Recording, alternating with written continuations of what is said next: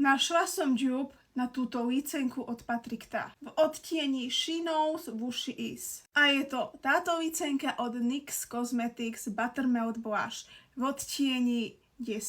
Takže takto si ich môžeme porovnať.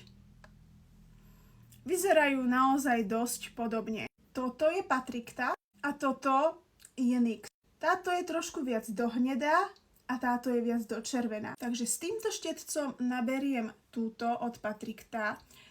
Dosť to práši a je to fakt, že veľmi pigmentované, takže ja to ešte takto poriadne opracujem o ruku.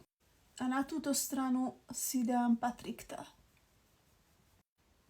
Ideme na druhú stranu, tuto naberiem NYX. Táto NYX práši oveľa menej. A túto si tiež takto poriadne opracujem o ruku, lebo je to tiež mega pigmentované.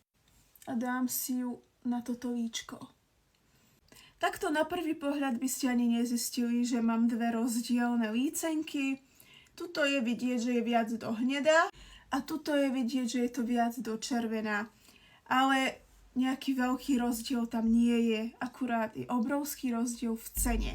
Ak ste rozmýšľali nad touto lícenkou, tak ju nepotrebujete. Stačí vám úplne NYX.